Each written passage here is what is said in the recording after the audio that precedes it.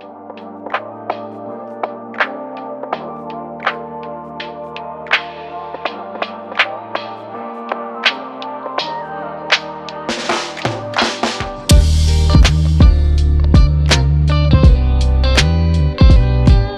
Nick here from TechNuovo and welcome back to the channel. Today I have this brand new keyboard from Logitech. It's the G715, which is a 10 keyless 87 key mechanical gaming keyboard, wired or wireless with Lightspeed wireless or Bluetooth connectivity. We've got RGB with LightSync, so you can combine Logitech products together. We've got mechanical GX switches, a rechargeable 25-hour long battery and cover plates. So the base keyboard may be white, but you can purchase another cover plate if you wanted to, say a pink one for a pink and white setup or a green one as well. You'll also see the new G715 mouse in this video. It's a combo Logitech are pushing together, which uses Lightspeed and LightSync, so you can keep an eye out for that. That video will drop shortly after this one. Anyway, let's open up the box and have a look at this new keyboard. It's quite a sleek looking keyboard, although the white, it's got a little bit of an off-white colouring there, which is a bit like Marmite for me. 87 keys, so no number pad, which may not be your thing, but I rarely use those keys, so it's ideal for me. There are a variety of media buttons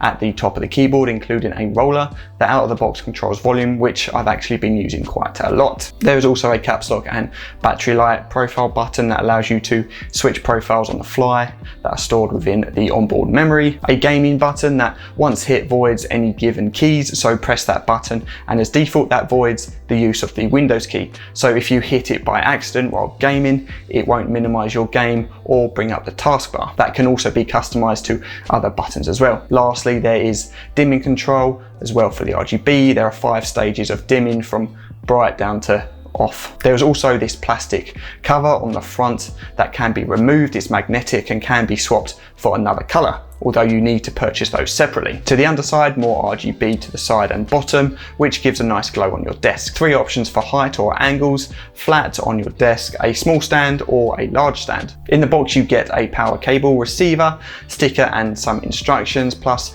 this spongy cloud effect wrist pad, which at first I thought was a little bit odd, and because of the cloud pattern, the pad didn't sit flush with the bottom of the keyboard, but after using it, it actually doesn't really matter. Now, in terms of performance and using the keyboard, it's been an absolute joy. The board is really well made, it's well constructed, it is solid, there is no flex, it hardly moved when on my desk mat while gaming or typing. The attention to detail is good, like the edges of the buttons are smooth, and it just oozes that premium feel. As for the switches, they are the mechanical GX switches with the double shot PBT keycaps, and you can choose between tactile, linear or clicky. We got the tactile brown version, so bear that in mind when I talk about noise and so forth. Switches work well with minimal travel distance and good actuation. Some of the boys in the group chat have been getting back into Overwatch after playing the Overwatch 2 beta, so I've been playing a lot of that with this keyboard and mouse, and it's been good. The board hasn't skipped a beat,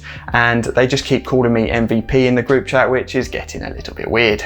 I enjoy typing with this board. The keys are very smooth and I'd say middle of the road with regards to noise. I've heard quieter and I've heard much louder as well. Let's have a listen.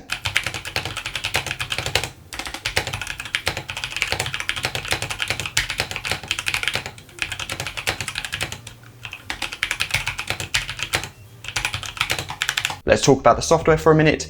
With the board, you compare it with the Logitech G Hub, which you can download to your PC. Once installed, it will recognize your board straight away, and if there is a firmware update, it will flag that straight away, which it did for me, so I send that straight to the board, and it had a couple of updates. If you click on the little cog on display, it will show you the firmware version, battery level, and energy consumption, and give you a few on-off options as well. But if you go back to the main screen and click on the actual keyboard itself, that's where the magic happens. From there, you've got the options for LightSync, assignments, and game mode. LightSync is where you can edit the RGB colors and effects on the board. There is an array of default effects, and then you can tweak them further to suit your preference. You can even manually change the color of each key if you wanted to, say, do W, A, S, and D to stand out, like have a pink color, and then all the other keys can be blue. Under assignments, that's where you can edit commands, fiddle with the key assignments, and also create macros that you may want. Lastly, under the game mode, you can set which keys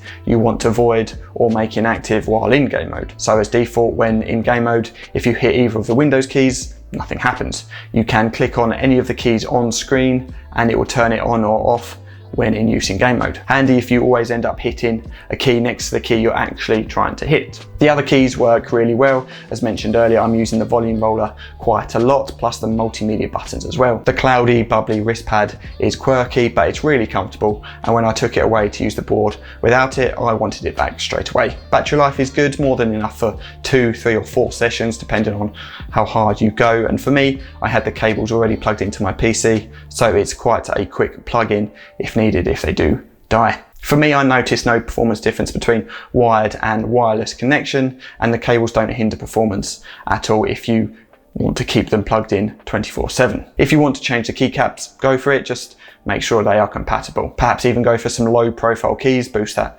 RGB a little bit further. So there we have it, that was the new Logitech G715 gaming keyboard, and overall fairly faultless build, and I've not really got anything bad to say about it. It's been a joy to use. Perhaps a wider variety of switches to choose from, maybe more cover plates or a black version, but that might come in time anyway. Retail price is £169 here in the UK or $199, which I think it makes it Logitech's most expensive keyboard, as the G915 right now is about £150. £160. The price is slightly on the high side of the market compared to other brands like Ducky, SteelSeries or Razer. That's a wrap on this video. If you have stuck around until the end, then thank you very much. And if you want to see more videos from us in the future, then hit that subscribe button and all our future videos will pop up in your feed.